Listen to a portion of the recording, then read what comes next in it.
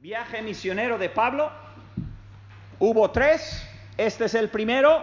En este primer mensaje o en este primer viaje misionero tenemos cosas que suceden por primera vez en el ministerio de Pablo, ¿vale? Y él está aprendiendo. Está aprendiendo porque él nunca ha hecho un viaje misionero. No tiene un manual que dice, bueno, aquí están los 10 pasos a tomar para hacer un viaje misionero hay que hacer esto. No, ellos van y lo están haciendo por primera vez. Entonces, en el versículo 30, Pablo está en su mensaje predicando a este grupo de judíos y de gentiles que se han unido ahí en la sinagoga y le han dado oportunidad de hablar y Pablo ha hablado. Pablo ha cogido la delantera porque es el líder y ha empezado a predicar. Y entonces recuperamos un poquito unos versículos del otro día. El versículo 30 dice: mas Dios le levantó de los muertos, hablando de la resurrección, y él se apareció durante muchos días a los que habían subido juntamente con él de Galilea a Jerusalén, los cuales ahora son sus testigos ante el pueblo. Ahí dice que el Señor apareció durante muchos días. ¿Por qué? ¿Por qué hizo eso? ¿Cuántos días estuvo el Señor después de resucitado? ¿Cuántos días estuvo vivo en la tierra? 40 días, dice el libro de Hechos. Durante 40 días el Señor se mostró resucitado. Por eso cuando Lucas escribe el libro de Hechos, con los detalles de un médico, no hay nadie que se le echa encima diciendo eso no es cierto. No hay ningún documento que ataque a Lucas por su libro de Hechos. ¿Por qué? Porque los hechos que él narra eran conocidos por muchísima gente. Muchísimas personas habían visto al Señor resucitado. Hermanos, siempre tenemos que creer a alguien. Si tú no crees la Biblia, a alguien crees en cuanto al pasado. A alguien crees. Porque todos tenemos que creer en alguien porque no estuvimos allí. En ningún caso de la historia pasada, sea Napoleón, la Segunda Guerra, los mongoles, ninguna guerra, ningún imperio, nunca nadie ha estado allí de los que estamos aquí. Todos tenemos que creer lo que nos han dicho y tienes que decidir a quién vas a creer. ¿Bien? ¿Por qué creemos la Biblia? Entre otras cosas, porque los escritores de la Biblia, primero, eran hombres de integridad. Tenemos relatos contemporáneos acerca de ellos, acerca de sus escritos, y sabemos que eran personas de integridad que no estaban para vender libros y ganar dinero. De hecho, casi todos perdieron su cabeza por las cosas que escribieron o predicaron. Y las personas no hacen eso a la ligera. Y Lucas, siendo médico, es que Lucas es una persona que hoy en día sería pues de la élite. Es una persona, yo tengo me llegó el otro día una revista de la clínica donde suelo ir cada 6 meses en Pamplona, y me llegó una revista de todas las investigaciones que está haciendo la Universidad de Navarra, cientos de médicos estudiando temas de cáncer, de todo tipo. Yo me quedé alucinado. Leo los artículos y la mitad ni entiendo, porque el vocabulario no la conozco. pero están trabajando miles de personas en contra de las enfermedades y buscando remedios y medicinas y soluciones y tal. Y tienen fotos de todos los doctores y todos sus estudios. Son gente de muchísima cabeza que saben mucho de la ciencia y de la medicina. Lucas era un médico y él escribió Lucas y escribió Hechos. Y se notan las marcas del detalle de un médico por todo su libro, sus 2 libros. Y una de las cosas que él hace es asegurar al lector de que estamos hablando de cosas milagrosas, pero que tienen pruebas. El Señor Jesús, por muchos días, se presentó vivo, comiendo, caminando, conversando con creyentes que le pudiesen ver. Y entonces Él lo escribe para que nosotros también podamos entender eso. Primera de Juan habla de eso. De cómo los apóstoles vieron, tocaron, vivieron con el verbo de la vida. Y ellos lo transmiten por escrito. Y nosotros tenemos ese escrito. Y tenemos que decidir qué vamos a creer. Las 1001 teorías contradictorias que hay por todos lados, que fallan en lógica y en fundamento y en propósito, y los personajes,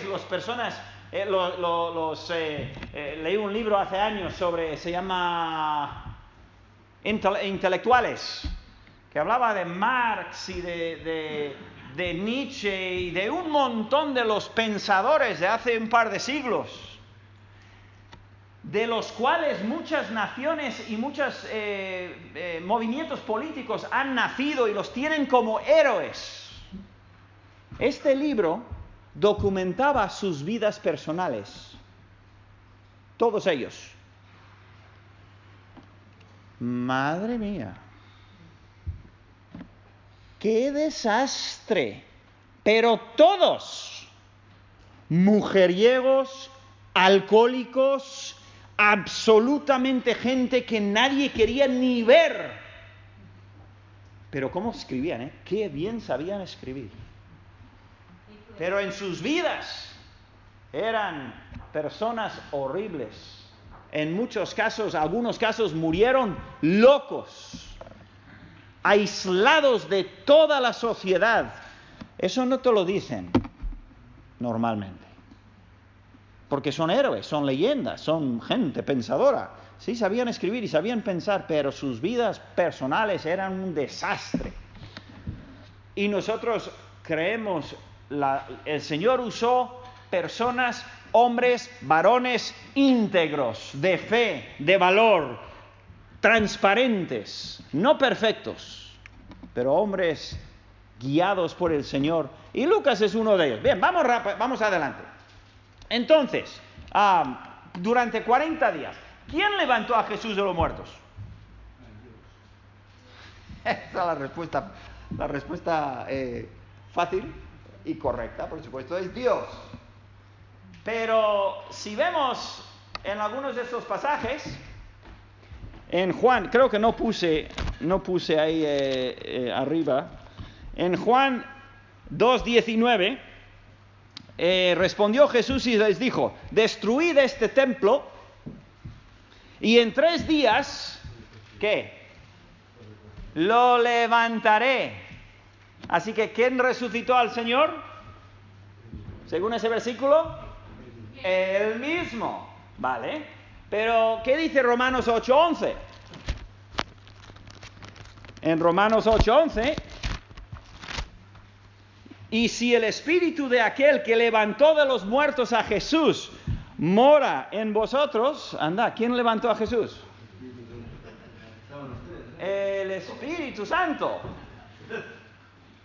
Y luego, aquí en el versículo que hemos leído, dice: mas Dios, que en este contexto siempre es el Padre, mas Dios Padre le levantó de los muertos. Entonces, ¿qué tenemos? Pues tenemos una operación trino. ¿Es tan difícil entender eso a veces? Pero la Biblia lo enseña sin ninguna digamos sin ningún reparo. Dios Padre, Dios Hijo, Dios Espíritu Santo, cada uno en su parte levantó al Hijo de la muerte. Y nosotros también os anunciamos el Evangelio de aquella promesa hecha a nuestros padres. Pablo dice, por eso estamos aquí. Os estamos hablando de la promesa que fue dada a los profetas de Israel, la cual Dios ha cumplido a los hijos de ellos, a nosotros, resucitando a Jesús.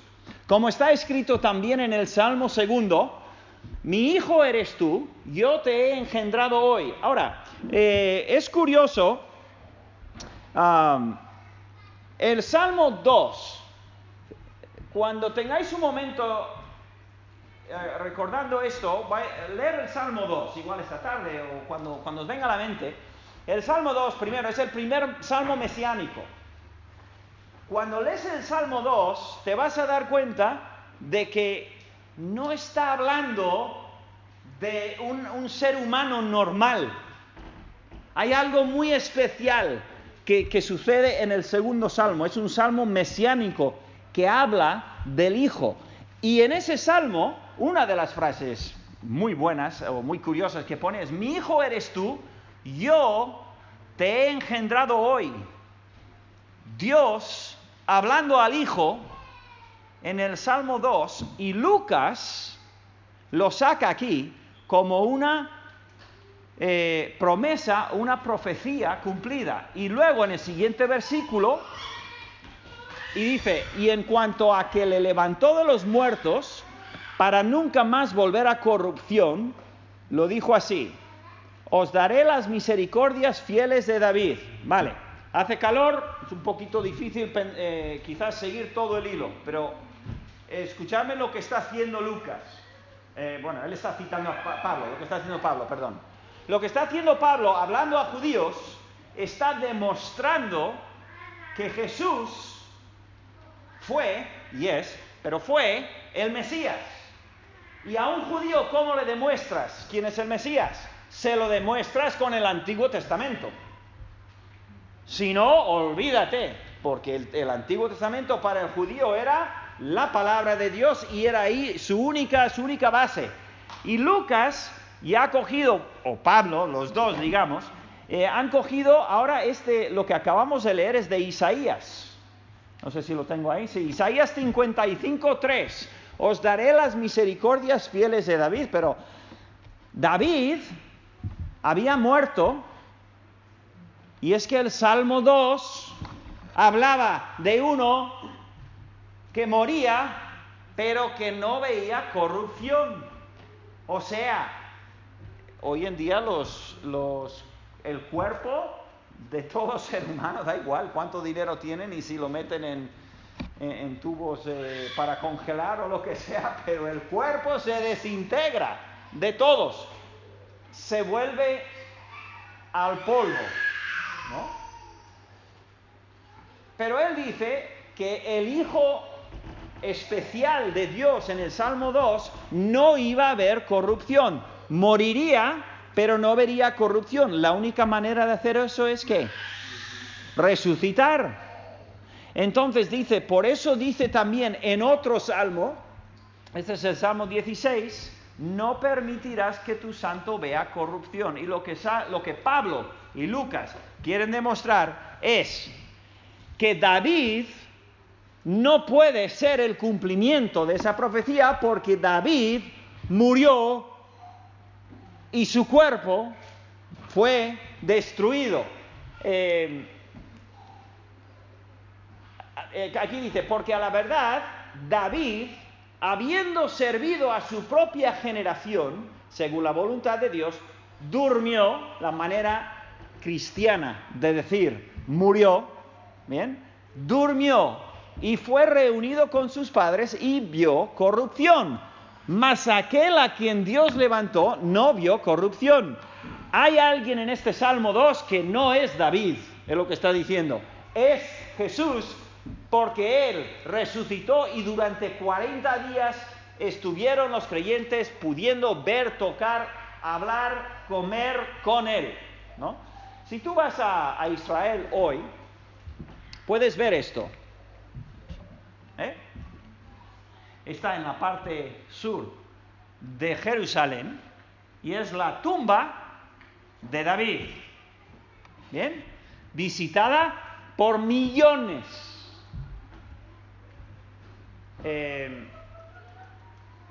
Y tuvimos el privilegio de estar ahí hace 12 años, entrar ahí. Las mujeres no pueden, no les dejan, tienen sus normas y sus ritos y cosas así.